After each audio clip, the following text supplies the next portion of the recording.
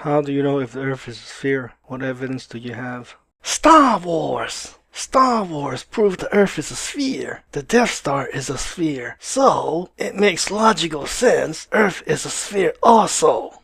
Yeah, but you never seen the Earth with your own eyes. The concept of the Earth being a sphere is through media such as TV, magazine, books, schools, and etc. Listen, I can prove the Earth is a sphere through equations, alright? Alright? Here is the equation. Matter, antimatter, plus gravitational force, plus cow's milk equals glass of milk. The trick is, you have to squeeze the milk and drink to understand. That's the trick of understanding the equation, alright? That simply doesn't make any sense at all. At all. Well, because you don't have a PhD. That's why. You need a PhD to understand what I'm talking about. And you also need a PhD to understand the equations that I just mentioned. And don't forget to drink the milk. That's the trick of understanding the equation. Right, okay. Alright. Listen, I got 5 PhDs. I know what I'm talking about, alright? 5 PhDs. Look at my name tag. It says Mr. Science. You know I gotta know science to have a name tag like that. Hey, howdy, partner. I'm Han Solo from Star Wars. Ask Han Solo from Star Wars. See what he has to say about the shape of the Earth. The Earth is a sphere. I've seen it. I traveled the galaxy in my Millennium Falcon, so I know for a fact space is real and the Earth is a sphere. For sure, man. Star Wars is a movie, and you're an actor. Yeah? What's that gotta do with anything? You never seen Earth before with your own eyes. No one have, since no one has gone in space before. Han Solo don't even dress like that. You dress like Indiana Jones. This is the new Han Solo. I'm a space cowboy with a whip. What do you know about Star Wars? Uh-huh, right, okay. My final proof is the TIE Fighter. What about the TIE Fighter? The body of the TIE Fighter is round. So it makes sense the Earth is round also.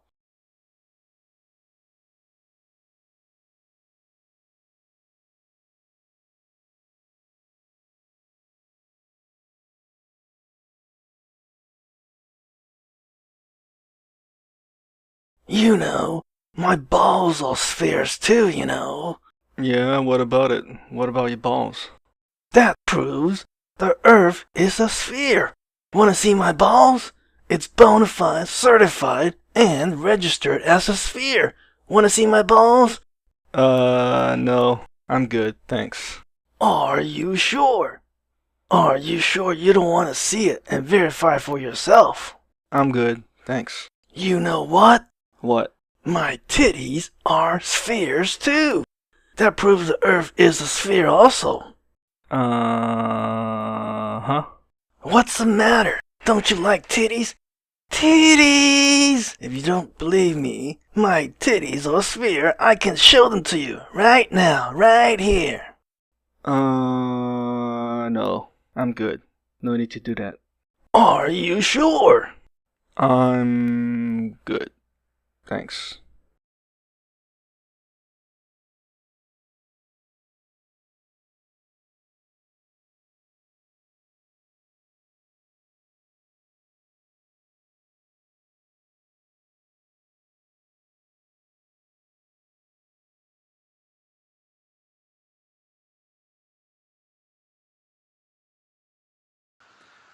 Why would they perpetrate such a massive disinformation campaign for so long?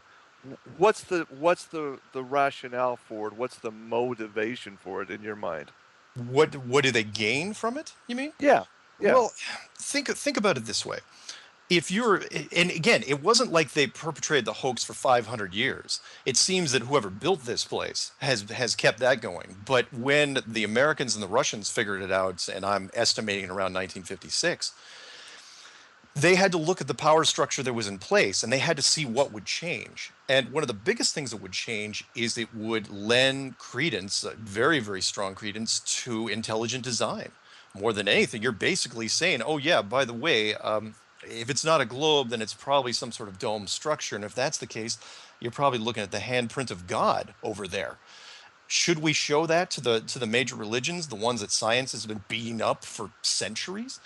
That would the paradigm shift in spirituality would be massive. You're basically looking at the five major religions that control 80% of the population. That is Hinduism, Judaism, Buddhism, Islam, and Christianity.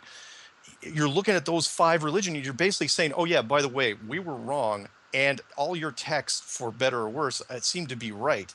And you're sticking your chin out there if you're science. Forget about the economic side of it. Look at this. Look at it this way. Imagine every university, and you're well educated. Imagine every university in every country in the world.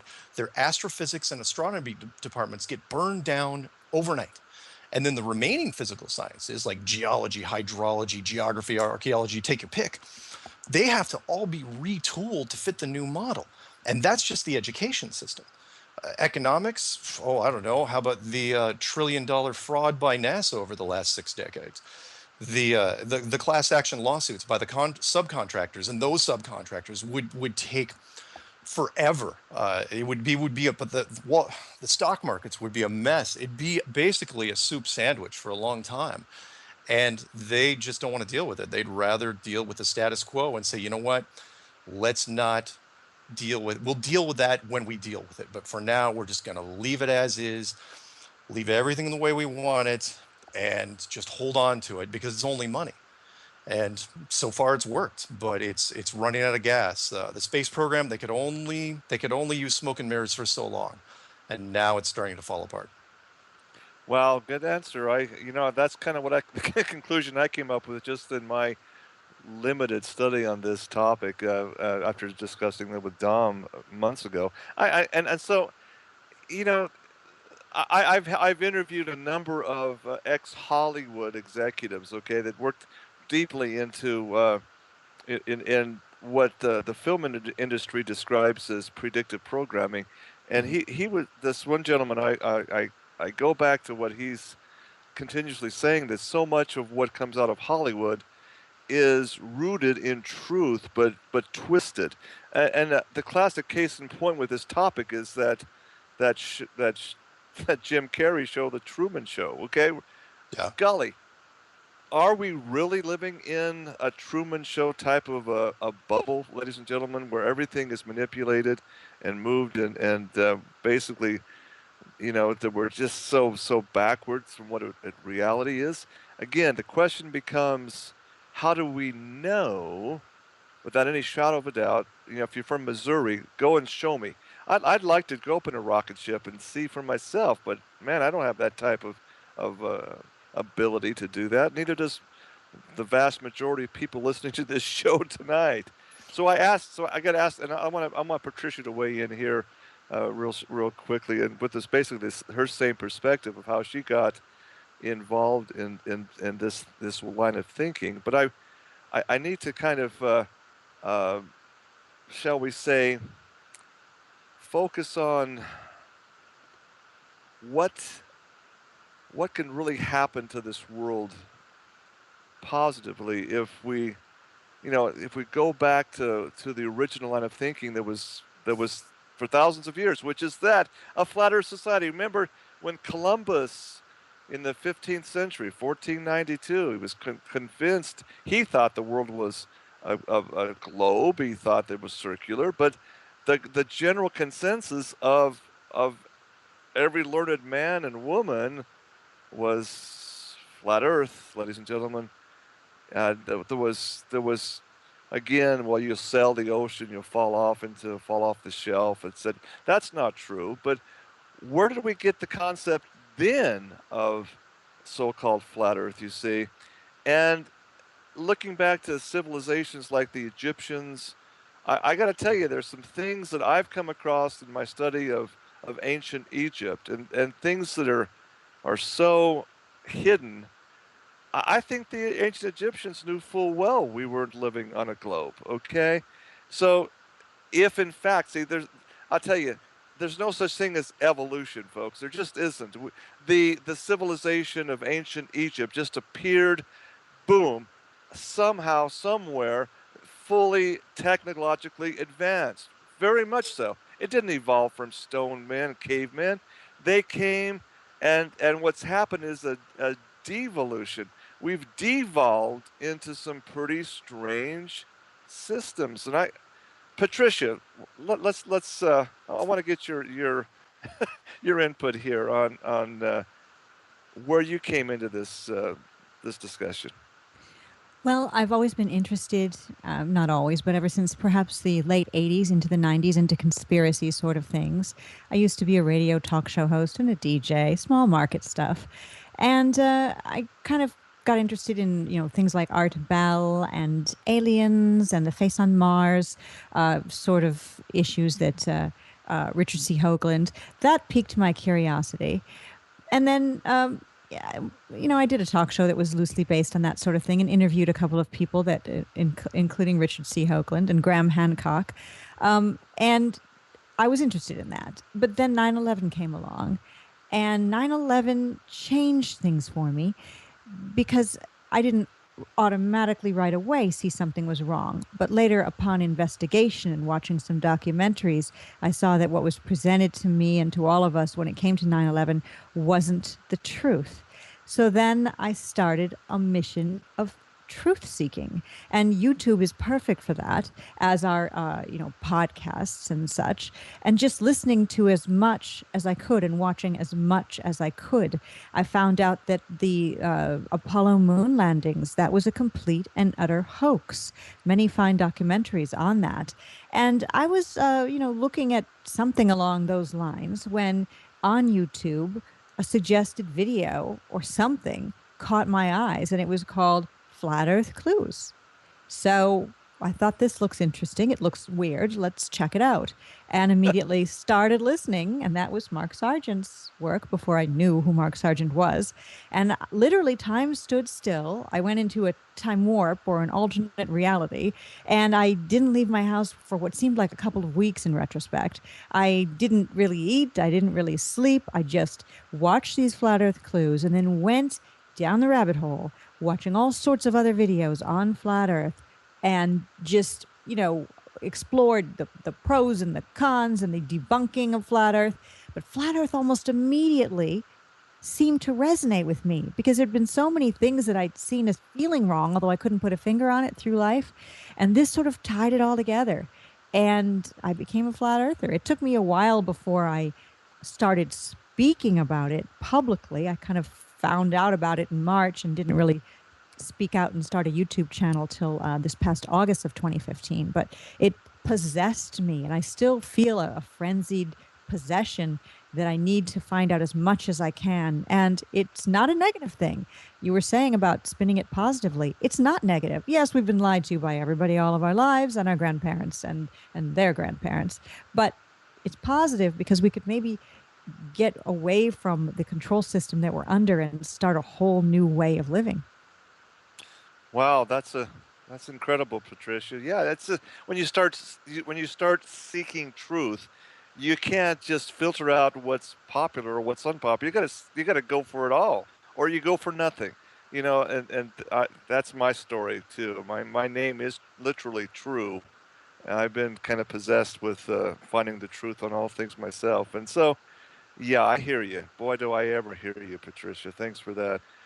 You know, looking at the realm of quantum physics, quantum mechanics, I think it's kind of interesting when you talk about the concept of multiple dimensions. You have in the apocryphal text that's not part of the Bible, but you have the so-called Book of Enoch, as it's called, the story of this ancient prophet Enoch going into different heavens or different dimensions. It's really is a linear plane. It's not global, okay? And that's a huge clue, Mark. I don't know if I haven't watched all of your 12 clues, but to me, if you look at quantum mechanics, quantum physics, it is a linear plane, which means basically it's got to be flat, not a sphere, in order to go into different realities of existence. Your comments, Mark? Yeah, I think you're absolutely right. And in fact, it was something I delved into, but really didn't touch on in the clues, like the double slit experiment, for example. It really, even science, when they look at that and say, well, nothing's real until it's actually observed by, one of us, a conscious being. Even that screamed to me that this whole system was mechanical. There was so many mechanical processes built in, and really that's what the clues started doing. Once I gave people the overview and said, look, it's really possible you're living in a Truman Show, and that it's been hidden from you your entire life. And then I started breaking it down into the mechanics of it, which was, look, everything can be faked if you have enough technology. And by that, I mean the jet stream up above, the underwater conveyor system down below, the magma system, the outer structure. You put these negative responsive barriers on the outside, making the temperature colder and colder, and then reducing the oxygen level as you go higher and higher, to where 99.99% of the people are never going to reach it. In fact, we didn't even. I'll give you one here. It appeared that we didn't even have the ability to discover it until the internal combustion engine. Without that, and that was what that took us, our civilization, 4,900 years before, almost an entire civilization. We didn't have the ability to find it. And then once it was discovered, then it was hidden from us. But yeah, the mechanics involved in this thing are staggering. And it only works. Everything seems to work better on a flat plane, which is what I was really getting into with the clues. Every system, everything from the continent layout to the oceans to the outer ring with Antarctica, it's amazing how well designed and how well crafted it is, and designed to keep us acting in a natural state. It's a combination of I call it like, either a wildlife preserve or a school system or an entertainment system. But either way, the whole point is we're never supposed to find the edge. They hide the fence. They hide the bars if you think it's a prison planet. But it's amazing piece of work.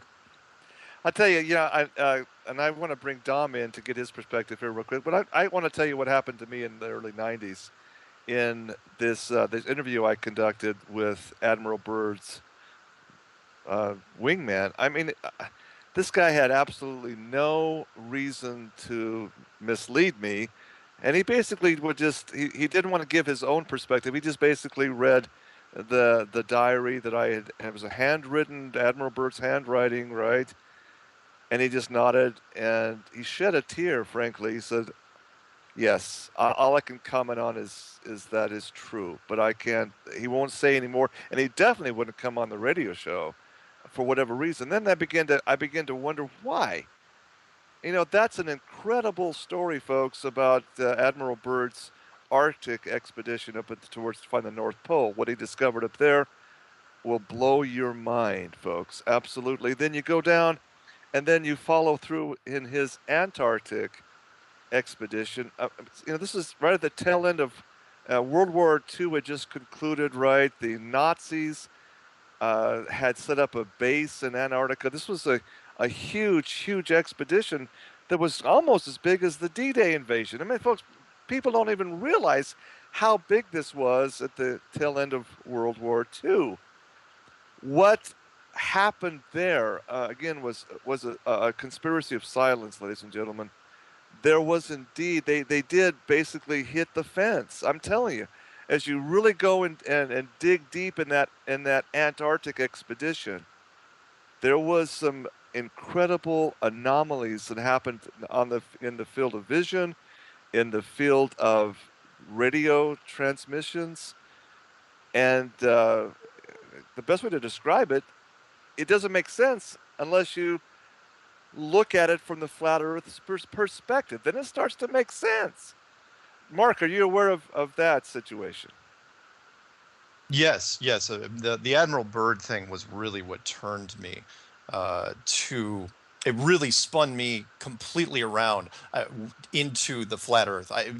There was nothing left I could hold on to for me, which was people, like you were mentioning, people remember Admiral Byrd for the North Pole expedition, the one he did in 1926, and where he flew over the North Pole and supposedly went into the Hollow Earth opening. But what was strange was he never went back to the North Pole again. You would have thought with the diary and everything, that's what he would have kept exploring. But no, from 1928 all the way until his death in 1957, he just kept going back to Antarctica.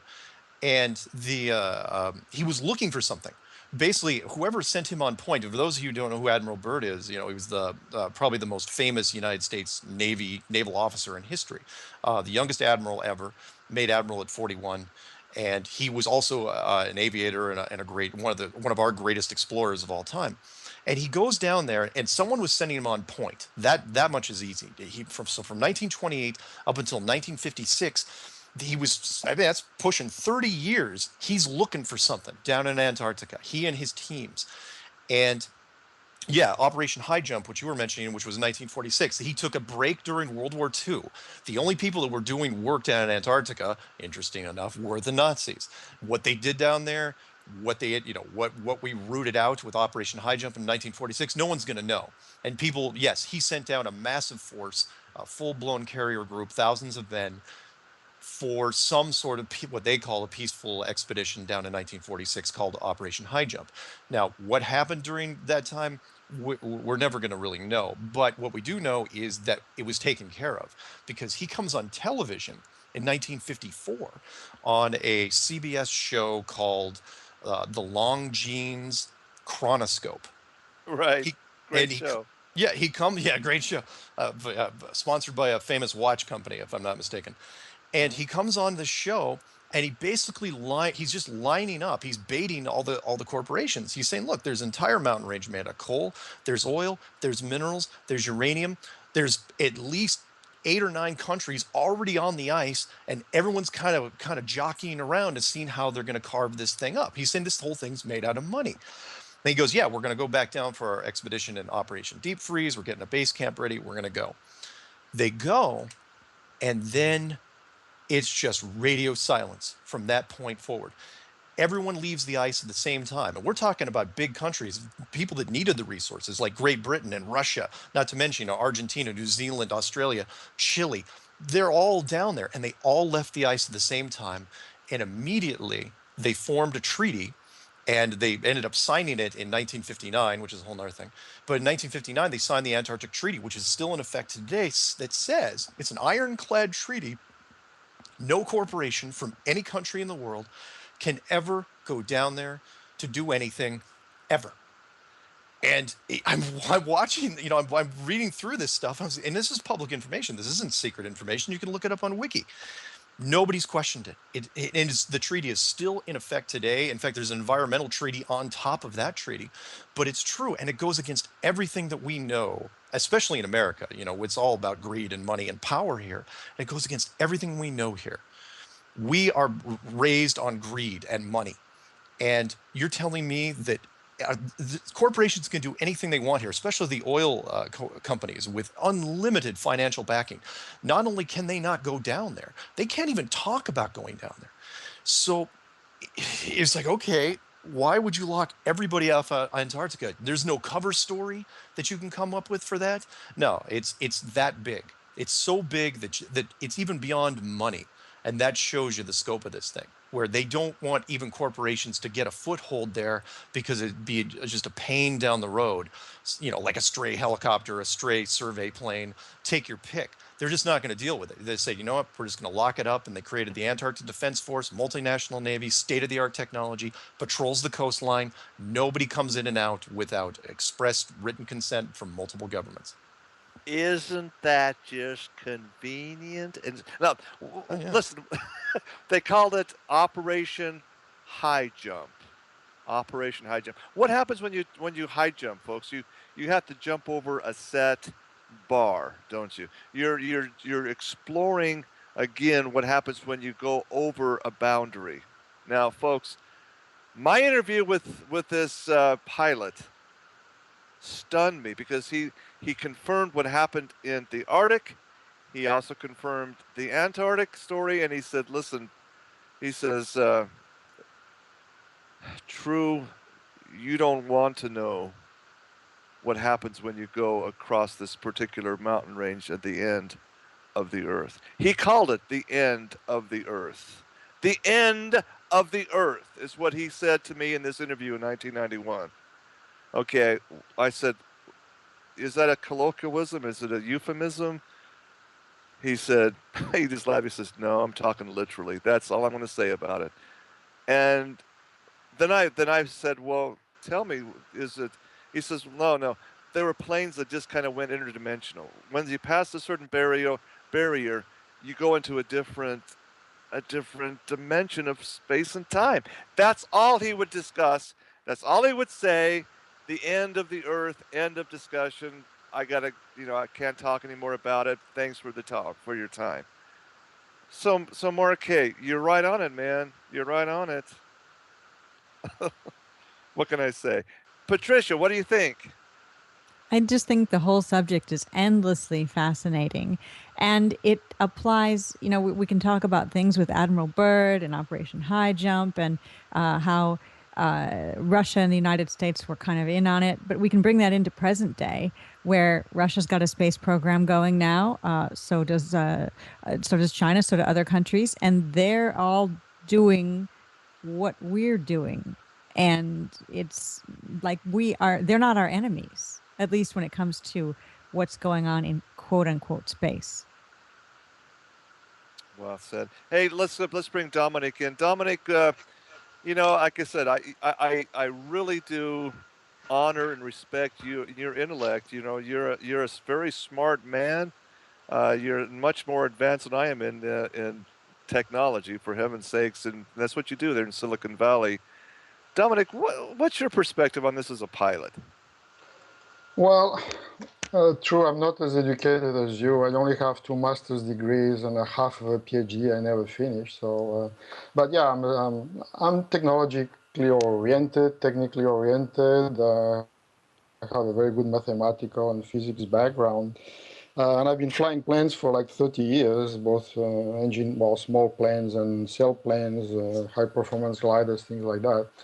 And basically, I'm a little bit like Patricia. I discovered the topic earlier in the year. So I've been exploring it for several months, and I got the virus.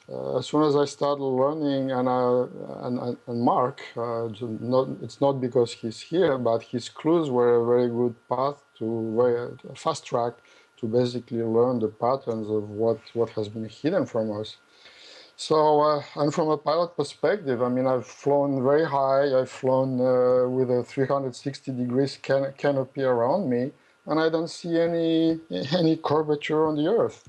If you want a glider with a full 360 degrees view, which is not a round window like you have on a jetliner, because the round window on a jetliner will give you a perspective that's a little bit different, and as you can imagine, it's all flat. There's no curvature anywhere.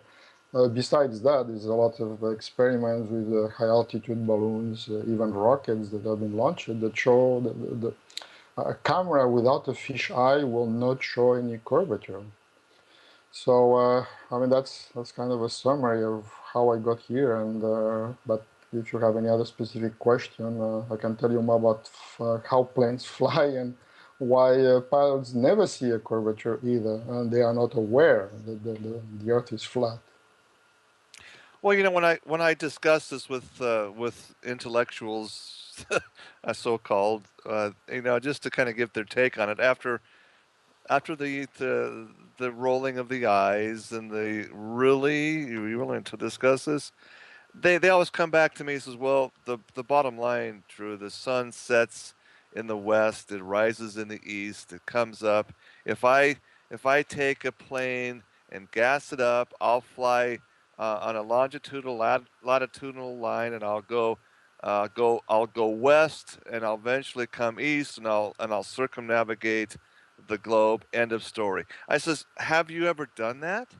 Seriously, have you ever circumnavigated the globe? Of course not, but I could do that. See, this is, again, I says, but that goes back to what we've been, and I'm just playing devil's advocate here. I understand what you're saying. The sun goes down, it comes up again, and there's a movement, of the sun's to the seasons. All this is, of course, self-evident.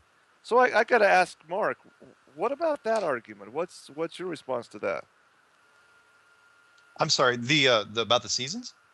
Yeah, Well, circumnavigation of the globe. Oh, I can give you a quick answer. True. You can circumnavigate the globe for sure, but if you think of a round table in front of you, if you draw a circle in the middle of the table, You can do the circumnavigation of the table on a flat disk. It's Yeah, exactly the same it story. exactly true. Like on a dinner plate, if you just run a circle around a dinner plate, yeah, you're circumnavigating it, no question. And since the world we live in is so big, and it takes a long time, and you would never notice it. You're making a really slow left-hand turn or a really slow right-hand turn, and the compasses is going to work. A compass is going to work perfectly because the North Pole is in the dead center of the round disk. So it's still going to act like it would on a globe. You're not going to know any different. So again, it goes into the premise that I put forward, which is this place was designed in some ways to be pretending to be a globe. That's part of it. But that pretending, that illusion of the globe only holds so far as the civilization's technology. Once the detection technology reaches a certain level, it all starts to break apart, and rather quickly, I might add. Now we're getting into some juicy meat of the subject. I gotta tell you, Well, in true. your Let me give you a very simple example. If the Earth is a globe and it's rotating at whatever 1,000 miles per hour at the equator, like we are all being told, if you just take a helicopter, you raise yourself at 10,000 feet and you stay where you are, the Earth will be moving and you will find yourself 1,000 miles from 1 hour later, 1,000 miles from where you took off. Isn't that the truth? Yeah. I mean, Uh, it should be like that. I'll give you one more, and that is the one that people gravitate to the most happens to be the curve.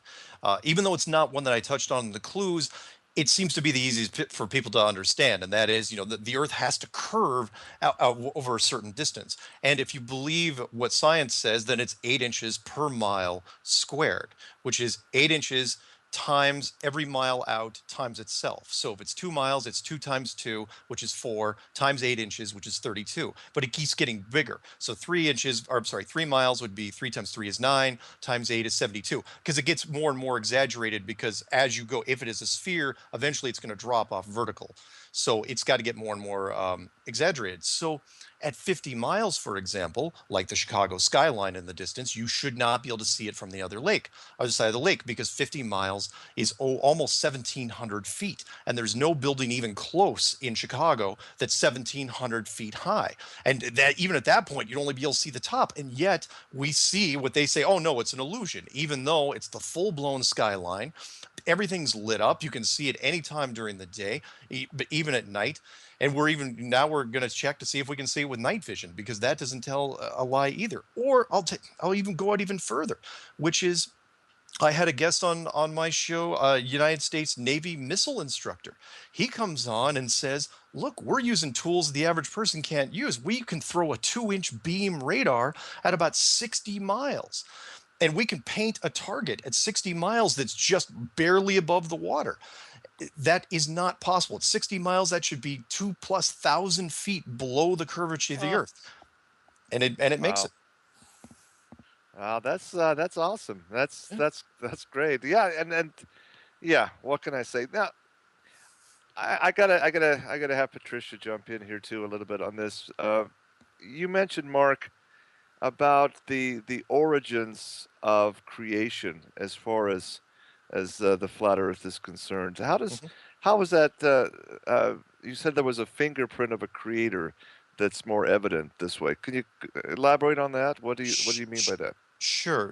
If the globe is rather ambiguous, meaning, yes, there's all sorts of faiths and religions out there, but there's nothing. All the religions of the world have been looking for a mystical, magical artifact, be it the Holy Grail, the Ark of the Covenant, the Spirit Destiny. Just take your pick, right? But no one's actually found one. They've all been looking for it because all religions want to be able to point to something and say, you know what, this vindicates, this justifies all our faiths, all our written work. And up until now, it hasn't existed. If it's not a globe, if it is an enclosed system with some sort of firmament, let's take it out of Genesis, for example, if it's some sort of firmament, a dome, a barrier that's covering us entirely, well, then that barrier has edges. And if that barrier has edges, that means you should be able to walk right up to it and look at it. And if it's a barrier with edges, that means it was built by somebody. Am I saying it's the divine? Yeah, well, a lot of people would. Is it an advanced technology? Did God subcontract the work out? We don't know, but it's a higher civilization than us, and they're way better at doing, what we're doing right now. So if that's the case, the religious world would change overnight. They would immediately be thrown a whole bunch of voltage through the spiritual world. Everyone would. I mean, there would be churches that would dedicate their lives. People would sell their homes to pay for a trip to go see the edge of this thing, if that was possible. And I think it's a very exciting time potentially that we're on the cusp of. Well, you look at the continent of Antarctica, which we're told is a continent, but that and even look at a globe. Okay, look at the what they're telling it is the edge of the bottom of the edge of the Earth is the Antarctica. I mean, it's all the way around, isn't it? Well, yeah, the Antarctic continent is really, really different. And that is what happens is Antarctica isn't what science says is Antarctica now is a kind of an island type continent, a little bigger than Australia. But in reality, that can't exist on a flat plane. All the other continents, they exist just fine. Yeah, the distances are a little different. The scale is off. But Antarctica in a full-blown flat map becomes stretched. What happens is Antarctica isn't actually just, in fact, it becomes the opposite of an island continent. It becomes stretched all the way around the outside, like a giant ring of frozen continent. And that makes sense because Antarctica as a continent is really unique when it comes to its physical characteristics.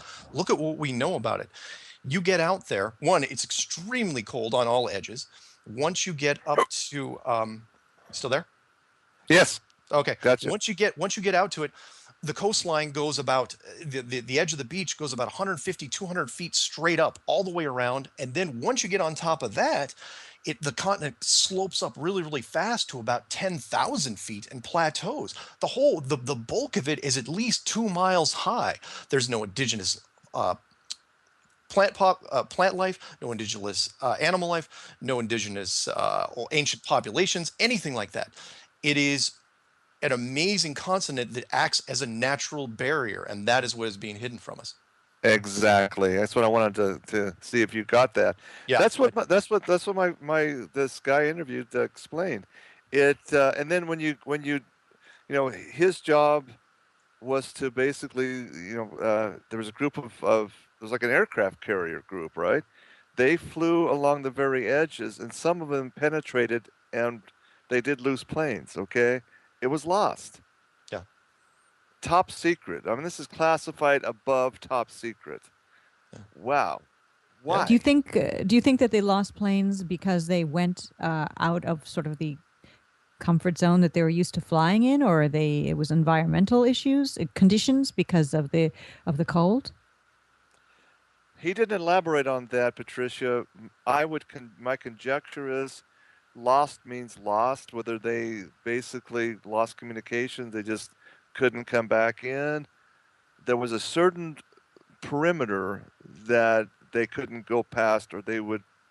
It's almost like the Bermuda Triangle type of things. That's what I got out of the interview. They also could have been taken out. That's another idea. What do you think, Mark?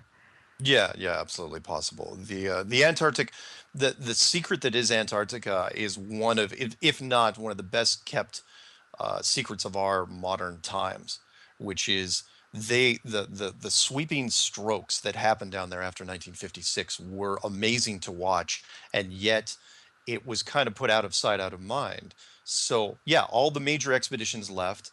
The Antarctic Treaty was put in place in 1956. The environmental treaties were put in much, much later. Yeah, you can, but they still let people go there. So you can still, it's not like, because they can't seal it off entirely. So if you want to go to Antarctica, yeah, you can spend the $10,000, $12,000 and you can go to the outer islands. And if you're lucky, maybe you can get a government employee to take you to where they say the exact South Pole is, but it isn't. But Anything past that is completely, they don't say it's off limits because they can't say it's off limits. They can't put a fence up saying it's a forbidden zone. They just don't let you go there.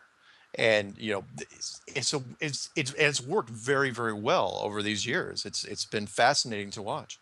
And then they have things like Prince Harry, Oh yeah. walking across it in a group setting to show, yes, I mean, look how hale and hearty he is, but also to show, look, we can be in Antarctica. It's kind of a sort of programming us to believe that we are allowed to go there, and it's just fine. Anybody can go as long as they've got the money. Yeah, but at the same time, they shut off all commercial flights, so no commercial flights fly over Antarctica anymore. Yeah, yeah, you can skirt sort of the edge, maybe if you're lucky on a commercial flight, and that's been that way for a long time. When you look up the forums line, they say, "Oh, because it's too cold." Really? That's the answer? Commercial flights you can't fly over because it's too cold? It's Come too on. cold. I mean, how cold is it at 30,000 feet? I mean, Exactly. Yeah, the window of the plane, when you touch it, your hand is cold sometimes if you're up high. oh So my that's ridiculous. Yeah. Wow, So incredible. Yeah, you look at all the evidence, all of the clues that you call them, Mark. You got to scratch your head and say something's. It doesn't pass the sniff test. It really doesn't. And yeah. yeah, and so the question that becomes, how programmed are we as a society to look at this with such derision and such mocking scoff and scorn just to even talk about the subject? That's got to tell you something too, I submit. It was amazing to me when I looked at it how easy it was to condition us, because really the thing that Patricia pointed out to me several times is really, it wasn't anything complex. It was just putting the globe in the classroom. That was probably the most effective way of doing anything. It's always the simple stuff. You put a globe in a first grade classroom. You don't even have to tell the kids, unless they ask, "Oh, what's this?" "Oh, it's where you live." And then it sits there until you go through high school.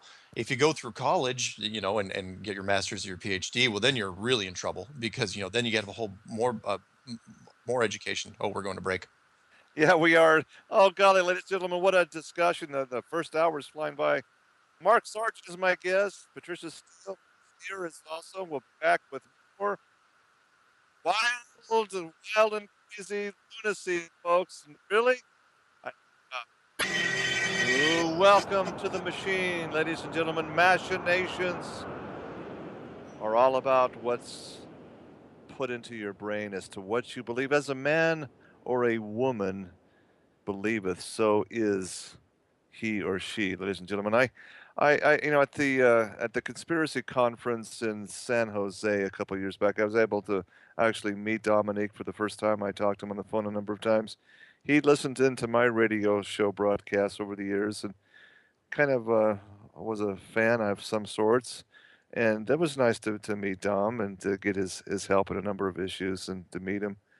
But I gave a presentation back then about the origins, you see, of weather modification, because you see, this is, believe me, when I bounced my information off of some very high level individuals in Washington D.C. who I trust explicitly, and they were like, "Yeah, you're right on point," but again, it's not that the climate change is not happening, because it is, ladies and gentlemen. What I'm saying is it's being manipulated. It's being driven by technology, not by greenhouse gases, et cetera, et cetera. But my presentation was simply entitled Whether or Not. And a key part of understanding who is doing the weather manipulation, it helps you to explain the why of it. And it goes back into the four-letter acronym NASA again. So the experimentations that have been done since NASA's existence are stunning. Okay, Jack Parsons and that group of individuals, folks. Jack Parsons is an absolute, I should say, was an absolute practicing Satanist, ladies and gentlemen. There's no doubt about it. Absolutely in the mold of Aleister Crowley and that group. I mean, that's just a reality. The experimentations included, yes, nuclear explosions in the upper atmosphere, folks. We're talking about trillions of copper needles spread out throughout the upper atmosphere. For what reason? Are they trying to find the upper limits of a dome structure, perhaps? But folks, what you have to realize about NASA and what makes them operate is where they began in the very under Jack Parsons and the whole group. Folks, there was a very select group of elite individuals who met in Maine, the state of Maine, and the Bush compound area of Kennebunkport, and they absolutely conducted a séance. And in that séance, they were contacted by a group of spiritual entities. I will say entities. Folks, they're not angels, okay? These entities were 9 individuals that came and basically gave marching orders to NASA to produce what they're doing now. I'm telling you, when you look at what Mark is talking about here, what Patricia's been talking about in the first hour, okay, you're talking about a specific agenda, a very dark, occultic agenda. Okay, so when Mark explains what we believe in mass worldwide consciousness about being on a globe, you really got to trace that back to more than anything else to NASA and that group of elitists behind it for a very specific agenda. So I want to just bring that out about Jack Parsons, NASA, Jet Propulsion Labs. I want to get Mark and Patricia's take on this. Mark, what do you think about that part of the story? It's very, very interesting and doesn't necessarily surprise me because NASA's entire inception, and for people, it's really tough. This is a tough one for people to get their heads around. NASA never did. It's not that they faked some of it; they faked all of it. And part of it could have very well been for ritualistic reasons, because when they were founded in 1958, they were founded with the entire purpose of hiding where we are now. They were the layer. They were the ones that hid the structure. They were founded, which was really interesting. What you were talking about, the high altitude nuclear explosions, they were founded during that process. So when the high altitude testing started in 1958, after like the third shot, that's when NASA was created. And we all know, they were created literally on the backs, on the ashes, not even cold ashes of the Nazi war machine, with Werner von Braun, who also an enigma. If you want to look up a neat little tidbit on him, look up the fact that on his headstone, which is very very modest, he's got a Bible verse on there. That's Psalms 19:1, which basically says, depending on the translation you look at, and in the firmament shows his works. Why would he say this on his headstone? The founder of the NASA, more or less, the guy that basically helped the rocket program become what it was. Fascinating stuff. But yeah, NASA created in 1958, and during the high altitude testing, and the high altitude testing worked hand in hand with them from 1958 until 1962, and with the Russians and us, they were both doing it at the same time. But yeah, sorry, get back to the point. The rituals involved in NASA, yes, symbolism is all over the place with them. Every mission, every name of every program, every missile package, the numbers, the numerology is everywhere, and it's been hidden in plain sight this entire time. The Apollo logo has 3 stars of the belt of Orion on it, which is Osiris. I mean, you can look at all of their logos of the different missions, and they all have sort of occult aspects to them. And it just looks like interesting designs until you look closer. Yeah, and what she said, and that all astronauts, regardless of where they were before they joined the program, were required to become rather high-level Masons before they got into it. Which why would that be a requirement of being an astronaut? Why would that have anything to do with it? It's fascinating, all the different ritual aspects and symbolism that is tied to NASA. Well, take a look at the United Nations logo itself. You've got a flat Earth logo. I mean, come on, and you break it down into quadrants. You've got 8 bisects, and count the spheres up, or count the segments up, and lo and behold, there's 33. 33. Yep. Yeah, Yeah. same level as a Masonic lore. Is that just coincidence that the way they have that logo is exactly the way it could lay out on a flat Earth dome structure? No, there's no the saying is, and I've said this before, and that is, I believe in coincidences. I've just never seen one, not like this. The flag, the United Nations flag, for those of you who don't know exactly what he's talking about, is that the United Nations flag, which was designed in 1946, same year as Operation High Jump, has the exact same layout of the flat Earth map, with one exception, and that exception is that there's no Antarctica on the UN flag, which is fascinating because it's a giant continent. It's bigger in Australia, but it's not symbolized anywhere on the flag unless you count the kind of Greco-Roman wreaths that border on the outside. But if you look on Wikipedia, you look in articles, it's not implied anywhere. It's not that they say, oh yeah, the wreaths are Antarctica. They just don't talk about it. They do not mention it anywhere. It's like, why not? Why wouldn't you mention it? Or better yet, why use that design? Why not use something else? You knew that Antarctica was down there. So yeah, the UN flag is the same as the flat Earth map, which is the same as the azimuthal equidistant map that the United States government uses in their catalog. And I'll throw one more wrinkle in there, and that is that flag, that map, that projection, all those things, the entire concept was designed by a Persian scientist back in 1000 AD. And you're thinking, why does this have anything to, how is this connected in any way? And NASA knows, if you believe in the rituals, because NASA named a moon crater after this guy. His name's Al-Biruni. Look him up. Albirini. Or I'm sorry, Biruni. Biruni. Yeah. Well, another funny thing about the laurel wreath symbology that's on the UN map, that's sort of representing Antarctica, is in Greek mythology, Apollo is represented wearing a laurel wreath on his head, all tied back in with the Apollo missions. Nice. Good one. Mark, since you are talking about the map, there was an incident about 2 to 3 weeks ago with an intercontinental flight going from Southeastern Asia up to like Chicago. And for some reason, there was a woman who gave birth to a baby during the flight, and they had to make an emergency landing. Can you tell me where that landing happened, and what do you think?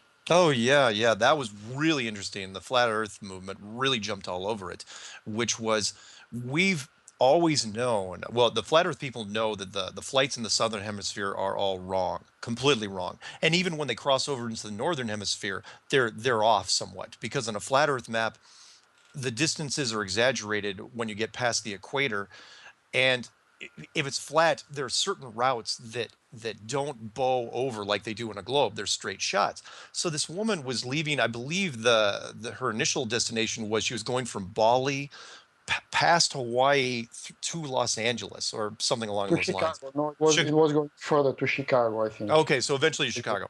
But what happened was, during the flight, there was complications and they had to get her to a hospital as quick as they could. So you would have thought, because it was about 6 hours into the flight, it was pretty close to Hawaii, and there's plenty of hospitals on there. They would have just continued the extra couple hours and gone to Hawaii. But they went almost due north. I mean, I'd like to say it was like north by northeast, but it was really almost north, all the way to Anchorage, Alaska. And it didn't make any sense, right? Because, and they didn't really talk about it from a weird standpoint on the major media, saying, oh, it was just one of those happy feel-good stories. Woman has emergency landing in Anchorage, Alaska, and has the baby. But the flat Earth people looking at us like, wait, it doesn't make sense. Why would that flight just go all the way up to Alaska? But when you look at it on a flat map, it's a straight shot, exactly where you thought it would be, because on a flat map they were going past Alaska anyway, so it was literally on the way. But pilots, they don't pay any attention to that stuff. They just go to where the GPS tells them to. Well, that's funny Right, because as I went over to the Middle East on a flight last February, and we took off from LAX, and then we followed. They have those those inline, online simulators, you think you just go straight across the continent of North America to the Atlantic Ocean over to Istanbul, Turkey. Hmm. No, we went clear up over Alaska that way. It didn't. I thought that was strange myself. Yeah, the flights in the northern hemisphere, and you can look at anyone's listening, you can look on this on Flat Earth Clues, but the flights on compared on the globe versus a flat map are way different. They do not make sense until you put them on a flat map. The routes, the connections, the southern hemisphere is the most obvious, and by that I mean any flight that's going from South America to any flight near Australia should be just a straight shot across the South Pacific Ocean, but it's not. Right, I mean, it should right. be just a 12-hour flight. Why is it going to Dubai? Why is it connecting through San Francisco or Los Angeles or Dallas? None of these Right. things should be happening. But on a flat map, these really exaggerated arcs become shallow dog legs and in some case become a perfect straight line. And it's fascinating. The pilot I was talking to, the flight instructor I interviewed just the other day, because I asked him, I go, how do all the pilots miss this? He goes, you know what? We're so busy doing everything else that we just didn't pay attention to it. And since the plane got from point A to point B, no one cared. No one actually gave it a second glance. Fuel consumption, routes, they're all trained to do a lot of different things, but it's been hidden in plain sight our entire time. Well, Mark, the flight routes are given to the pilots on commercial airlines. They're given to the pilots by the airliner, by the airline company. They have a chief pilot that works on the routes for every flight, every route they take. And the Hmm. pilots have no decision. They just follow the instruments from point A to point B to point C to point D to point Yeah. E to the final destination. So they just keep hopping, and they don't have any perspective on the overall picture of where they are, where they're going, as long as Yeah. they land at the final destination. Yeah, you're absolutely right. And honestly, and I talked about this in one of the clues, and I'm not going to pick on pilots too much, but even because, they've got their jobs, their careers to think about, but even if they made that huge leap of faith, it's like, wait, this map doesn't seem right. This route seems wrong. Even if they made the leap of faith and said, you know what, I think the map's wrong and the map looks a lot flatter than it does round, who are they going to go to? You're going to go to your supervisor? You're going to go to the airline? You're going to call the FAA? Who are you going to call to talk about this? You can't. You can't. I joked. I said you might as well tell them you were chased by a spaceship the entire flight. That would actually be easier for them to swallow than what you're telling them. And yeah, it's an interesting. Plus the GPS system, which was designed by the U.S. military, the DoD, Department of Defense. It's a completely militarized system. And it's, if people wanted all the details on that, listen to the flight instructor interview I did. It's fascinating. There's gaps in it, huge, massive gaps, not only in the oceans, but domestically over land. There shouldn't be gaps. It's supposedly a 24 satellite global positioning system. Why are there dead zones? Huge dead zones. This is an American system. We don't build anything small. We blanket coverage everything. You can't tell me that there's flaws. There's black spots on the map. Yeah. Oh Anyway, my Well, sorry. goodness, yeah. That's my rant. the other reason why the pilots don't see the curvature of the Earth is because they fly with a barometric pressure. The altitude is controlled by barometric pressure. They Yeah. just stay at a constant, basically a constant distance from the ground in terms of altitude. So they just stay at a constant distance. Doesn't matter whether there's mountains or no mountains. They fly by barometric pressure. And Yeah. for the airliners, the GPS is only a secondary or tertiary system. The primary system is in inertial navigation. So it's done with gyroscopes, and that's the primary system they use for intercontinental routes over the oceans. Yeah. Yeah. And a challenge to anyone out there, because I hear this from a lot of people that initially say, well, I've flown in an airplane, I've looked out the window, I've seen a curve. I say, really, you've seen a curve? Fine, take your camera phone out, take a picture of it, take it home, put it on your laptop, hold up a straight edge or a ruler or a piece of paper, whatever you want to it, tell me the curve's still there. You want to see the curve. That's the difference. No one, and I've been doing this now, only 8 months, but that's 8 pretty solid months of doing this. No one has emailed me a picture of any airplane. They've taken the picture out the window and it's a curve. And I think it's because, you'd think they'd send me pictures and say, well, it was flat. No, it freaks them out. And then they don't know what to do. And then they become a flat earther, like Patricia. Well, then there's the things like the Red Bull jump, which they try to trick us to seeing a curve because they use a fisheye lens to film different events. And that Red Bull jump, I don't remember the gentleman's name who jumped, but when he was inside his high altitude plane, the interior shot showed a flat horizon. But the minute he stepped outside, they started using, in getting ready to jump, they started using a fisheye lens, which made the Earth look curved. And that's the image that people were looking at. And I even remember seeing people who don't believe in flat Earth using that, sending that to me, like, what do you think now? Look right there, the curve of the Earth. So it's, we're being tricked on many different levels when it comes to the shape of the Earth. Yeah. Interesting. Absolutely. I gotta ask you to explain this one though to me. I've traveled to Alaska a number of times. I used to do a lot of work and fishing up there. And we would take off from Salt Lake City on Alaskan Airlines. We'd fly. We'd leave about 6:30, 7 o'clock in the afternoon, evening. This as the sun is going down. As we're flying due north, a strange anomaly happened a number of times. I witnessed this how you watch the sun setting. You're basically chasing the sun, right? Yeah. And it doesn't really get dark because suddenly you're on the left-hand side of the plane, right? The western side of the plane as you're going north, and then the sun just comes up on the east. It's like, okay, it sets a little bit on the west, it comes up on the east, and when you're up in the land of the midnight sun in July, you don't have much darkness anyway. Explain how that fits into the flat Earth paradigm versus the globe, because the globe makes more sense that it would further north you go, the sun would set and rise faster. It makes more sense if you're following the globe model, sure. But on a flat model, the sun and the moon actually work quite well. In my opinion, they work way more efficiently. And that is, because a lot of people are going to ask, it's like, okay, because that's one of the first questions that gets thrown there. What is the sun? What is the moon? What are the stars?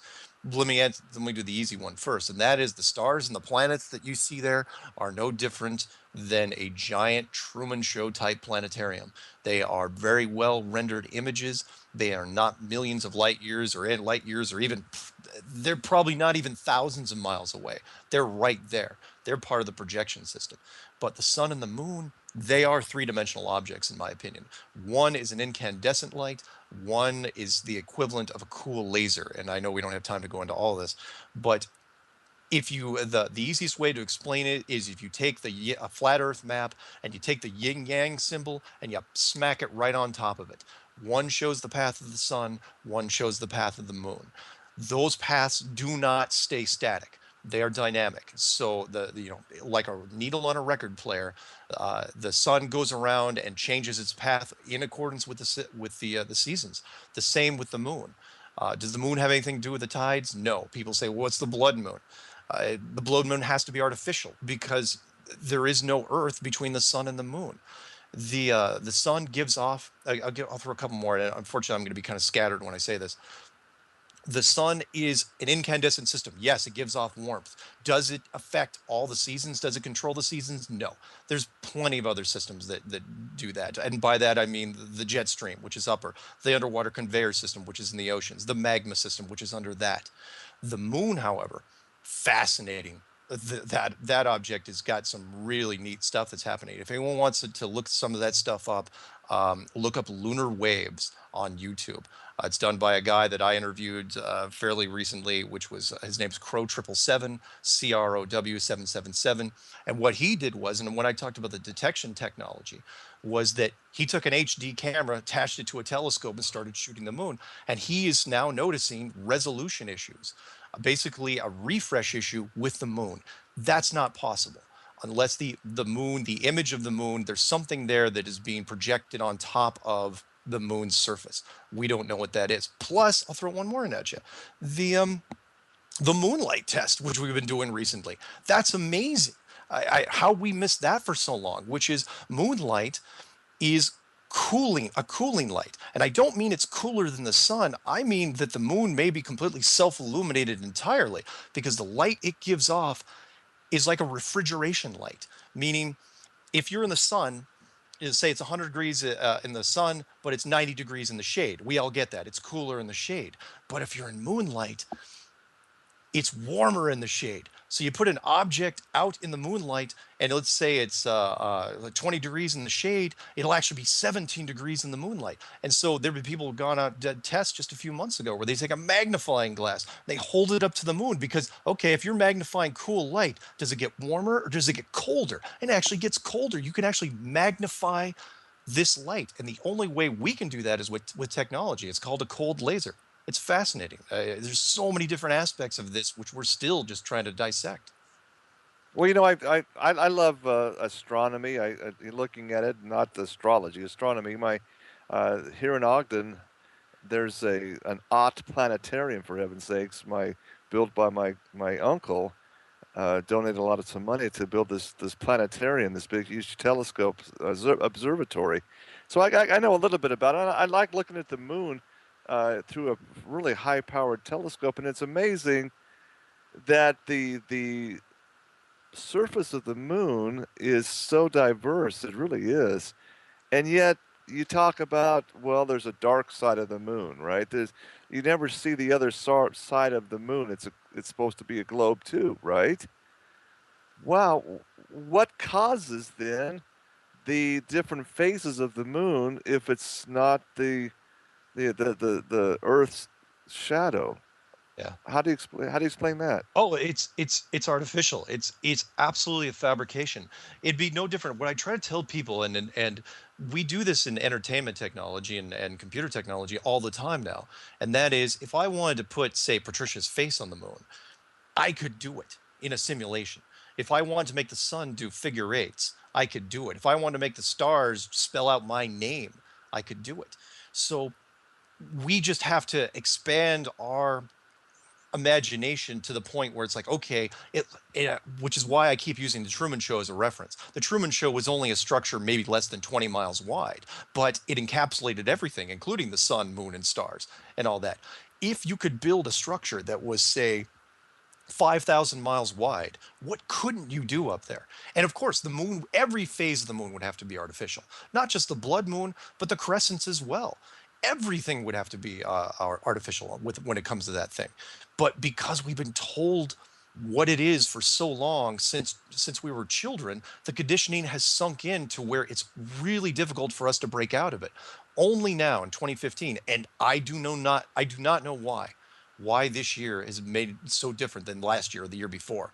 But now it seems that we're slowly but surely reaching some sort of 100th monkey effect where people are snapping out of it. And once they break out of the illusion, you can't go back. That's the great thing about flat Earth. Once you reach that critical mass, you can't get it and then go back to the globe. It just doesn't work like that. Well, there's been renditioning of the moon phases, for thousands of years. So it's not Sure. just a modern type of anomaly.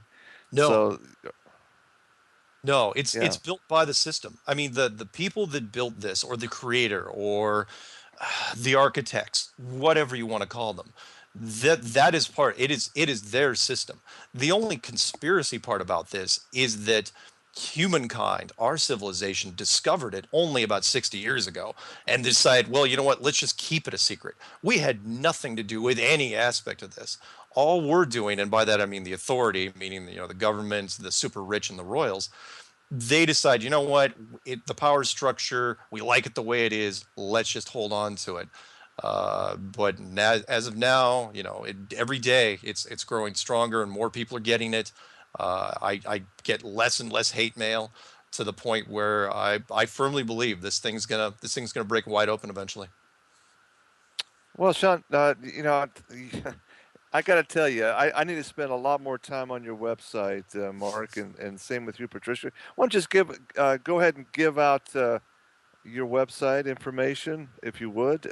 Patricia, how can people contact you or talk to you more if you want to have more information? Well, I have a YouTube channel, and it's called Flat Earth and Other Hot Potatoes, and a Facebook page by the same name. So you could just go to YouTube and type in Patricia Steer or Flat Earth and Other Hot Potatoes, and I'll be right there. And all of my videos are there. I do several each week, and they all are about the flat Earth and other hot potatoes, but generally about the flat Earth. So by contacting me, it can be done through the YouTube channel page. Okay, Cool. great. Thanks, Mark. I am the easiest way to find my stuff is probably going to be through YouTube as well. I have a YouTube channel called Mark K. Sargent, but honestly, the best way to find my stuff is just Google or use whatever browser search engine you want and type in Flat Earth Clues, because that's the big stuff that I made was Flat Earth Clues. Or you could go to my main webpage, which is enclosedworld.com. Either way, you'll get there. I don't have a Facebook page or a Twitter account or anything like that. I'm trying to keep I don't want to stretch myself too thin because there's so much media I have to keep. I can't even read all the emails and phone calls I get now. But that is the easiest way to get a hold of me. And my phone number and my emails at the end of every video I put out there, including my home address. So send cookies to that. Okay, very good. Just in preparing for the show tonight, I did. Of course, look through both of your websites, and didn't have the time to go through all of the channels that you've done, the films. But listen, I was amazed to read the Wikipedia entry on Flat Earth Society, and golly, dating back to the 16th, the 15th century, these societies have been promulgated by some of the deepest thinkers in the world. Really, I mean, it's just not some wild lunacy crackpots that are doing this. If you go back and just follow the footnotes, as I did with the Wikipedia entry, there's substance there. Yeah, it's been around. It's weird because people are latching onto it now, and I get this more often than not, which is they say, "Oh, it's this new thing. It's this new hot conspiracy." I'm going, "What are you talking about? It's the oldest conspiracy there is. It's the oldest concept there is. In fact, it's something we're actually having to relearn, because for the first, if our civilization's only been around, without broken history for like 5,000 years, the first 4,500 of it, that's what we thought. Every religion, every tribe, every culture, they all bought into it. From the Christian religion with the firmament to even the tribal religions. So they say the canopy of stars and where the sun came from, and where the moon came from, but it was all an enclosed system. And it's really, really exciting. I could not be more thrilled, because I still think it gives us hope as a civilization. If this thing comes out, I think it makes us one big family, one big community, a village, as it were, to where we are accountable for our actions. And I think that is what will help us move forward into whatever new age we create. Mm-hmm. Well, I could also say that when this has been many years ago, I was looking over, I was doing some cartology work, studying ancient maps. So in fact, my good friend who started the Story Behind the Story with me, Warren Anderson, was a dealer in really old documents and especially old maps. He loved to find them. He had an old map. I think it was, if I remember correctly, it was Persian, because the ancient Persia, which is modern day Iran. I mean, you're talking about some of the really gifted astronomers back then, the Magi of Christ's time. These were Persian kings that had studied this whole system. And what was stunning about every ancient Persian map, and we're not talking about ancient, we're talking about 1st, 2nd, 3rd century modern era, right? And even up until fairly recently, 1600s, right? They all showed basically the same thing as you see in the United Nations map. Yeah. A centrally flat land with a border, a map around it, okay? Yeah. They all agreed, and you'd think that varying religions would have different maps, and they didn't. How did that happen? How did all of a sudden, and I think actually it was part of the system that we were in. I think at one point the globe concept was artificially introduced, and I think the people that built this had a hand in it because, and I talked about it in the clues, and that is human beings have a really, really hard time with confinement of any kind. Doesn't matter if it's a very, very comfortable, well-designed confinement. And so the globe model was introduced, and then it caught on. And with some fancy numbers, I mean, it's a huge. I'm amazed there wasn't much pushback when the globe concept came out, to be honest, because the other map was so easy. It wasn't spinning.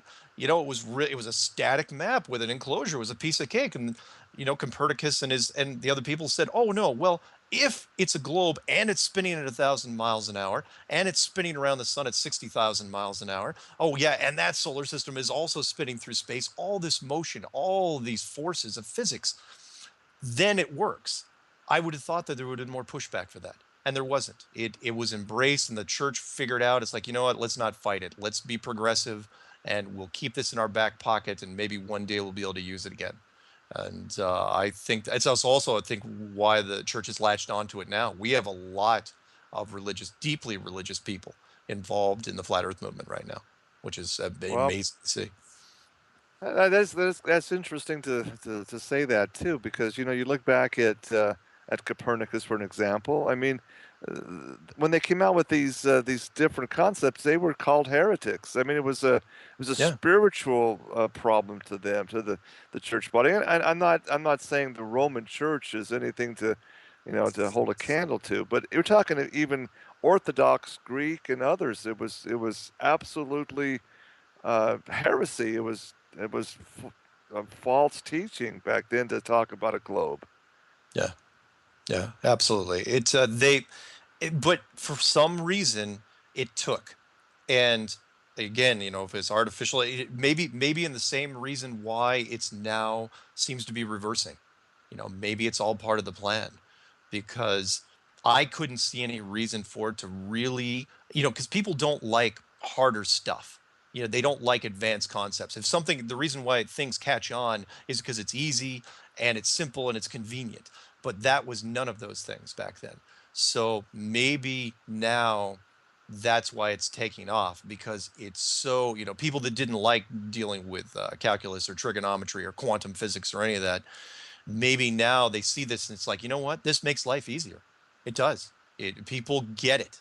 They absolutely get it. It takes a little while to give up. In fact, the only fighting I see, and I think I can speak for Patricia as well, is that the people have a hard time giving up the old ways. They don't want to give up the moon. They don't want to give up NASA. They don't want to give up sci-fi. Sci-fi is a big one. Yeah. Yeah. Science fiction takes a big hit in this case. In fact, I had a guy saying, "Look, I have a hard time watching Star Trek now." And I said, "Look, don't give that up." And people at sci-fi franchises out there are probably going, "Oh, geez, we got to stomp on this flat Earth thing." But no, it doesn't mean that sci-fi isn't eradicated. It's just you can't use it in reference to the Earth that we're on. You can still believe in Star Trek, but you can't really tie it to Earth anymore. So yeah, you're going to lose part of it. No question. It's exploring where no man has gone before and never will go is probably the new Star Trek signature they should use.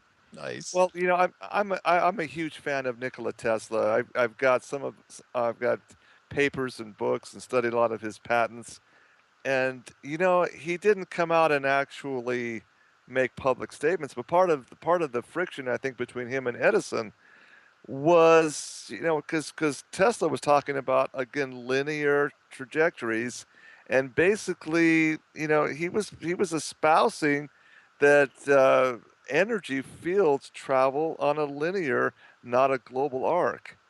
And as you look into what he was proposing as far as his worldview, his paradigm, I think he would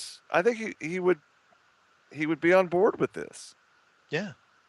I think eventually mainstream science is going to have a problem. No question. Anyone with a PhD in astronomy, astrophysics, they're in trouble. Because they've spent you would know. I mean, anyone that spent that much education concentrated on one subject, and to have it completely reversed, yeah, they're gonna have a hard time. But the other scientists, they're going to also have a hard time too, because no one wants, it's a club like anything. They don't want to, if you come out, the first scientist, that's really going to be the groundbreaker, is the first scientist that comes out and says, you know what, the flat earthers may have something here. Because because you can't, there's too many really large questions, granted, that aren't math based. There are some that are. There's too many large questions which they won't touch because they can't. The biggest for me, which is one I actually put forward to a friend of mine, because he wanted to ask a scientist something. He goes, "Can I? If I ask him one question, what would you ask him?" I say, "Fine. Talk about how we got past the Van Allen radiation belts that were announced in 1959. Van Allen radiation belts announced by NASA. I think probably premature. They said it's the deadliest thing to human beings. Human beings cannot get past them without dying, but yet Apollo 8 through Apollo 17 made round trips through them. Nobody died. Nobody got cancer. The capsules weren't contaminated, and they didn't use any shielding. And the only shielding, the reason why it was such a bad idea in 1959, but they didn't know it, because we didn't know anything about radiation. And the only two metals that are really used to protect from radiation are either lead, which we still use today on dentist chairs, or gold, which is twice as dense as lead, or almost twice as dense. And either way, you can't put something that heavy on top of a capsule. You can't fly an anchor. So how did we get through the Van Allen radiation belts? And then they might come back and say it's a trick question. It's a trap. And the question, because they'll say, well, the Van Allen, because now there's articles saying, well, the Van Allen belts aren't that bad. I say, really? Because the Orion project, which is going on right now in 2015, which is a manned capsule, they won't send men up into it because they say, well, we still got to deal with the radiation problem. I'm going, well, and they do this on video. This isn't like an article. They actually have a video production on this. I'm going, well, what are you talking about? Dealing with the radiation problem. You dealt with it back in the 60s. What changed? Did you forget how to deal with radiation? We have advanced technology. There's no alloy that you've invented. At least make up something. It's the lack of cover stories just infuriates me. It's just bad writing on my part, or I'm sorry, on their part. Interesting. Mark, I would like to answer a question that keeps popping up in that area, and that's the question: since assuming the Earth is flat and there's not outer space, are there satellites out there?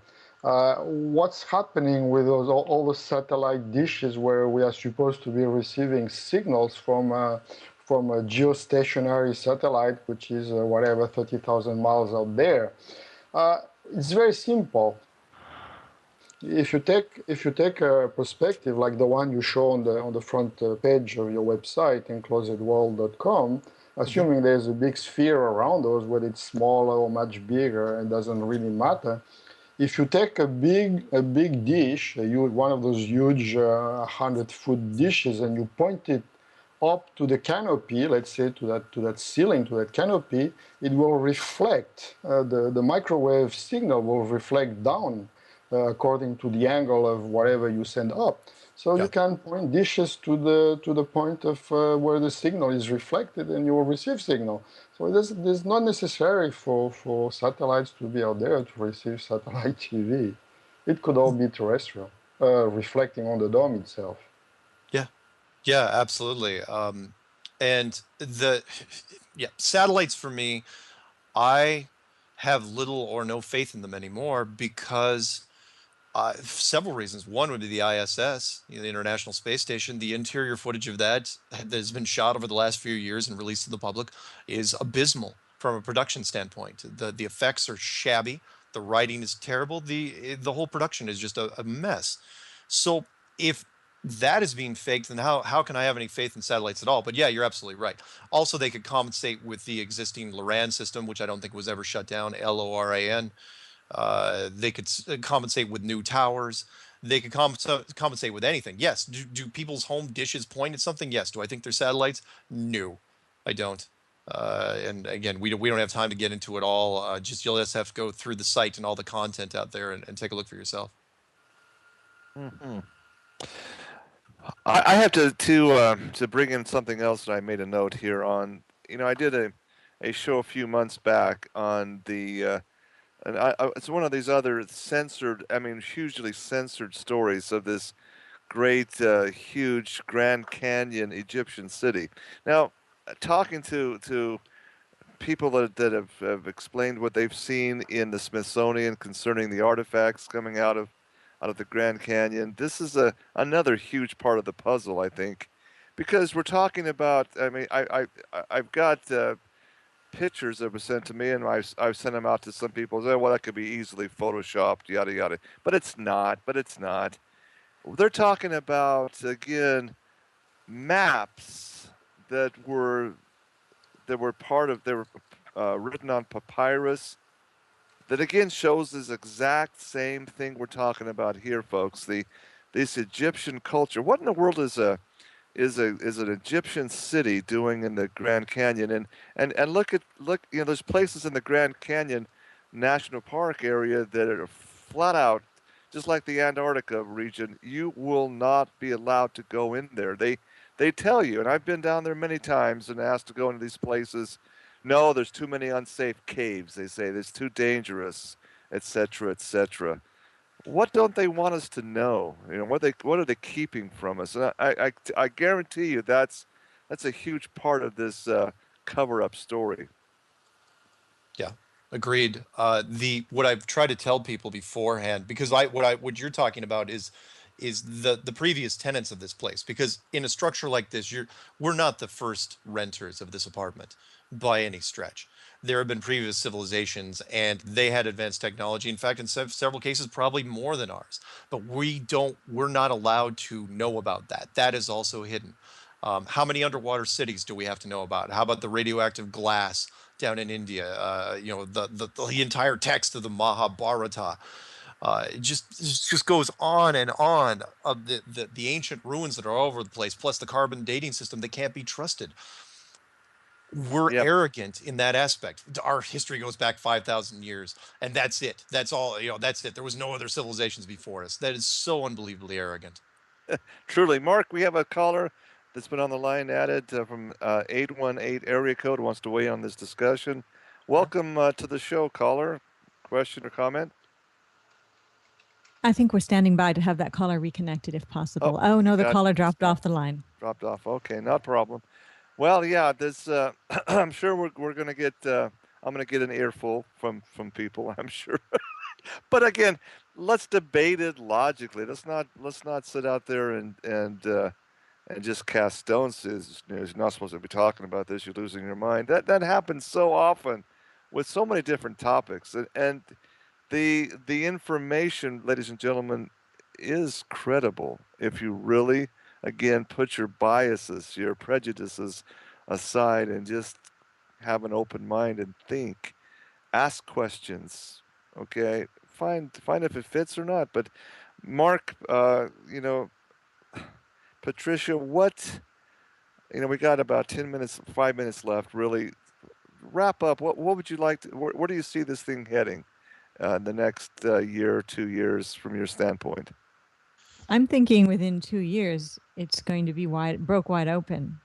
I don't know exactly what is going to be the key that goes into the right lock at the right time that springs it open, but something's going to happen. Lots of little things are happening all of the time when it comes to flat Earth moving forward, and more people learning about it and knowing about it and accepting it. But there's going to be some kind of an event, or it could be as simple as a famous person coming out and talking about flat Earth openly. A scientist, as Mark said earlier, coming out and, not really caring about their career as much. I mean, somebody really big, and just exposing what they know. I'm not sure, Mark, what do you think could be the thing that we're looking for? Well, that's just it. I mean, right now it appears to be smoldering and sometimes burning under the surface because it's a secret conspiracy. And by that I mean it's the conspiracy that the cool kids talk about, but they don't talk about it openly. It's one of those things where people, it's like, yeah, they talk about 9/11 or Sandy Hook or Boston Bomb or whatever you want to talk about. It's like, yeah, but you seen this one? Flat Earth, man. You got to check that out. It's Flat Earth. And it's people, I wasn't kidding when I said it's kind of like Fight Club, where the first rule is you don't talk about it, but you whisper it to your best friends and say, what do you think, man? What do you think? that's what I keep seeing more and more. So it seems to be seeping in around the edges, and the mainstream media can't dare touch it unless they have some sort of game plan. So yeah, what Patricia was saying, is it going to be a celebrity coming forward, a scientist, a radio telescope operator, somewhere along those lines? It better be, because the people I've had recently were the last five in the last month and a half. I had United States Navy missile instructor, a submarine chief, a career surveyor, uh, a industrial engineer, and a flight instructor. They all said the same thing. Nothing contradicted each other. None of them even disagreed with each other at any points. They all said, yeah, we've heard about the curve. We don't use it. Nobody uses it anywhere. It's a myth. It's just something that you see on mainstream every once in a while, and it's reinforced, but it doesn't exist. Interesting. Huh? Yeah, that's the preponderance of evidence kind of shows there's something very, very different there than what you've been led to believe. And yeah, it's like everybody else. I've had to kind of do the same thing. Put your biases, what you've been programmed to believe is true, put it aside and just say what really is, and then you start to say there's clues. You've done a great job. I've just looked at a few.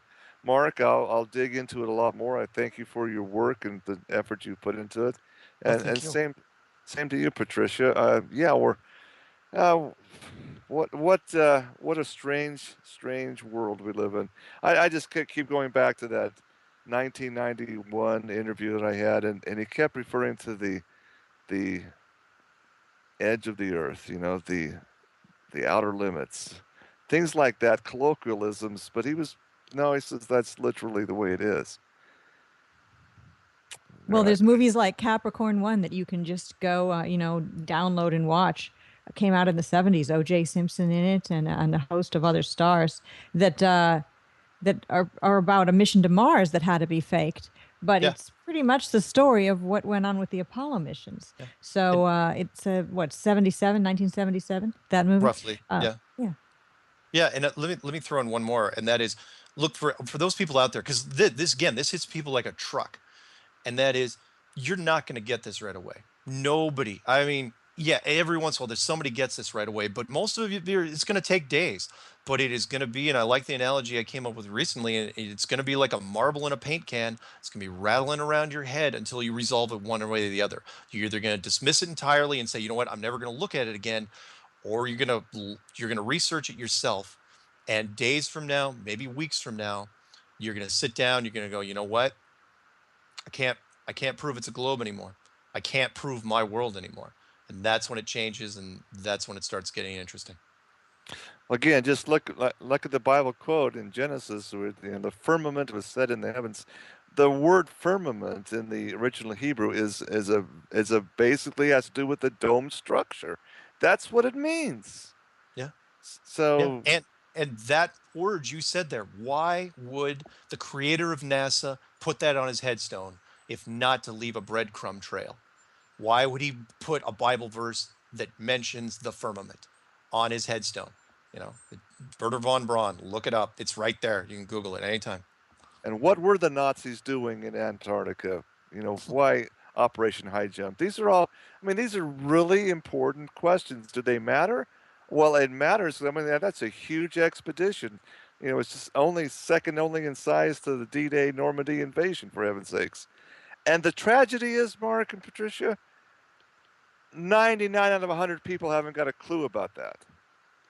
Well, we're trying to change that. We are trying to change it every single day in every single way. Okay, my God.